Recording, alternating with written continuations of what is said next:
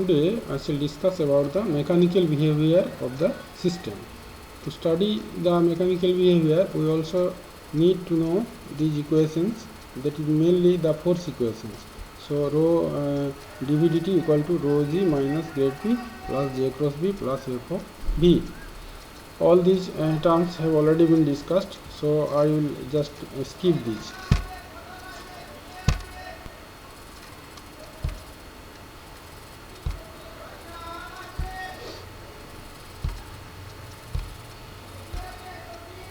So this is our concern, that is the mechanical behavior and its consequence, the pinch effect, which is very important effect.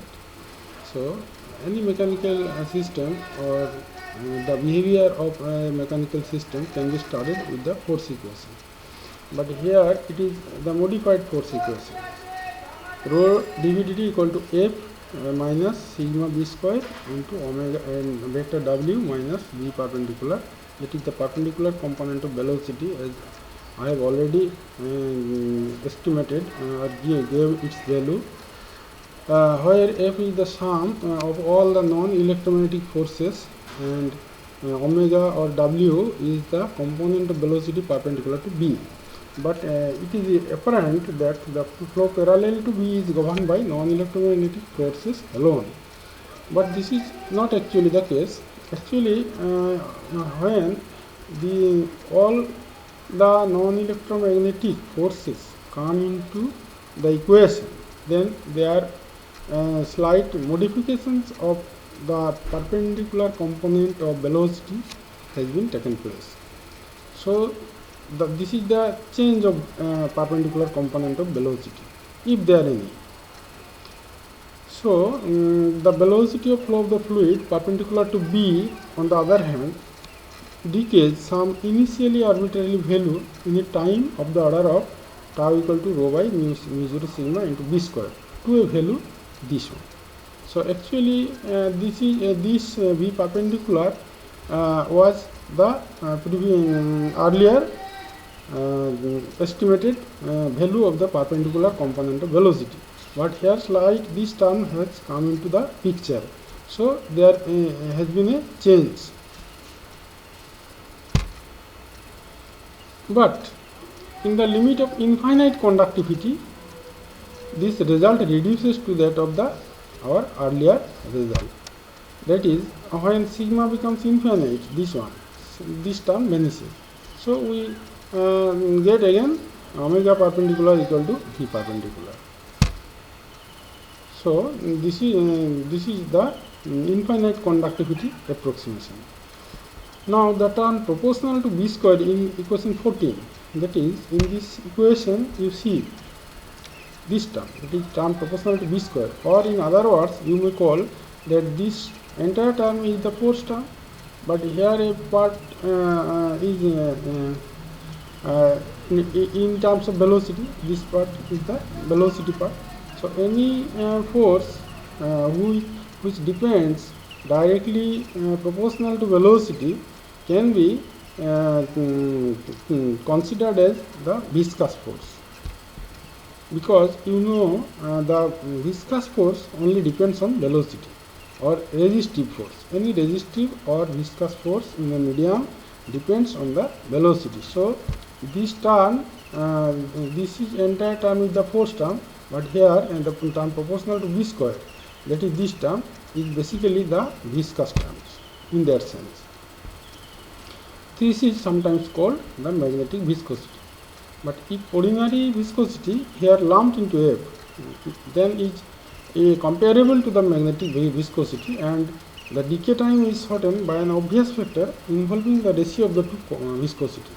That is the magnetic viscosity, ratio of magnetic viscosity and mechanical viscosity. The above considerations have shown that if the conductivity is large, then the lines of force are frozen into the fluid and move along with it. Any departure from that state decays rapidly away. Thus, in the limit of very large conductivity, it is convenient to relate the current density J in the force equation to the magnetic induction B via the Ampere's law, and to use the infinite conductivity expression 8 given in earlier equations to eliminate E from Faraday's law to yield equation 11, and the magnetic force term in equation 2 can now be written as, that is, this is the magnetic or electromagnetic force term, that is J cross B, and from Ampere's law you know mu 0 J equal to curl of B, hence we replace J by curl of B divided by mu 0, and when this cross product is done, it reduces to this one. So grade of B square by twice mu 0 with negative sign plus B dot del into B. Here there are these two terms has a consequence, special importance or consequence. Thus we see that the magnetic force term is equivalent to magnetic hydrostatic pressure plus a term which can be thought of as an additional tension along the lines of force, as shown in the next slide. This term actually gives you an additional tension along the line of force. This picture you see. So if we neglect the viscous effect and consider the gravitational force can be derived from potential psi, so neglecting viscous or resistive force, and we know also the gravitational force can be derived from potential, so G equal to minus grade psi. So hence the equation 2 can be written as rho dV dt equal to minus grade of rho psi minus grade P already was there, and minus the J cross B term, that is minus grade of B square by twice mu naught plus B dot del into B. So this becomes rho dV dt equal to minus grade of all these quantity within the bracket plus this term. So this term if we compute after some steps or vector algebra, then this term gives you the B square by mu naught like expression. So here also B square by mu naught like expression. But this is the magnetic pressure. So if you consider this cylindrical plasma column, and then the magnetic pressure comes from all directions or acts in all directions, that is isotropically act on the system inward. But whereas these are the lines of force, so in this direction the B square by mu naught pressure term acts. So this is called additional tension along the line of force, because this pressure or this term actually pull out the magnetic lines of force outside the plasma column. So this can be thought as an additional tension along with the magnetic pressure. Now in some simple geometrical situations such as B having only one component, then the additional tension vanishes, and the static properties of the fluids are described by rho psi plus P plus Pm equal to constant. Because if additional tension vanishes, then static property, so dV dt equal to 0. Therefore grade of this one equal to 0. That means P rho psi plus P plus Pm equal to constant. So this is a very important result which shows that apart from gravitational effects, that means if we neglect or assume that rho psi is constant at a particular place, then P plus Pm is constant.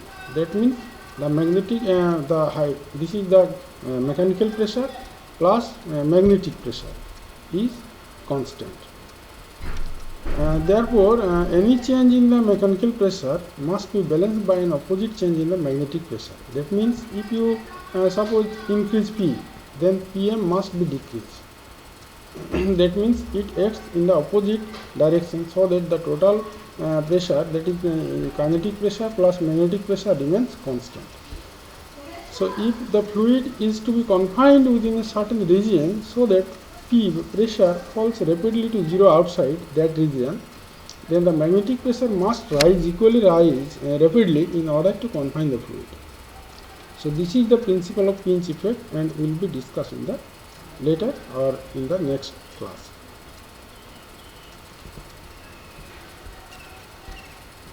Next, these are the few questions from these topics may arise. It may come in your exam purpose. So I request you to write these questions and their answers, and if you need, then you ask me if any problem for solving this. So this conclude this lecture I conclude here.